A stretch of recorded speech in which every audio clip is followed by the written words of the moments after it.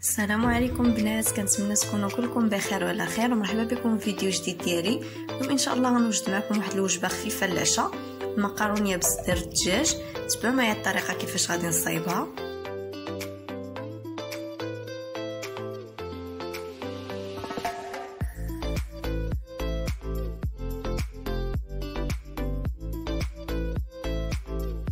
نبداو بسم الله. غادي ناخذ الكوكوط، غادي نديرو فيها واحد البصله مشلضه، واحد الورقه ديال سيدنا موسى، واحد شويه ديال ربيع قزبر ومعدنوس.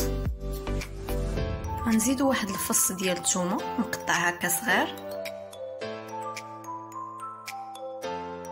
غادي نديرو واحد كنور ديال البكري، واحد جوج حبات ديال المطيشه محكوكين.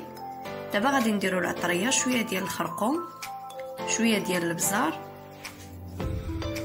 شويه ديال سكينجبير، شويه ديال التحميره، شويه ديال السودانيه، وشويه ديال الملحه.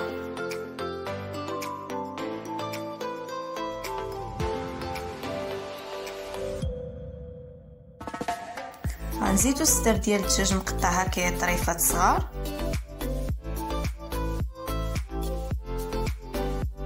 غنزيدو واحد جوج معالق ديال الزيت البلديه، واحد شويه من الزيت الروميه. صافي غادي نحركو مزيان باش تدخل العطريه في داك الصدر ديال الدجاج.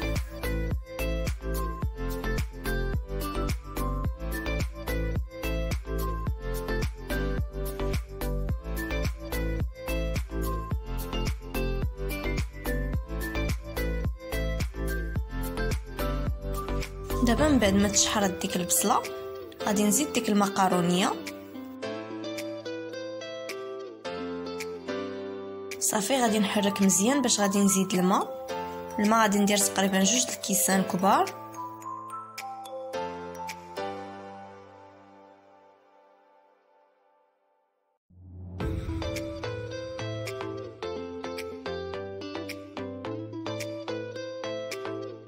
صافي غادي نزيد الكوكوط وغادي نخليها طيب. هنايا صافي المقارونيه ديالي وجدات، غير غادي تشرب واحد شويه وغادي نحطها في الطبسيل. وهذا هو الشكل النهائي ديالها. كنتمنى الا عجبتكم ما تنساوش تخليو ليا شي لايك وشي كومونتير وتشتركوا في القناه ديالي، وبسلامه عليكم.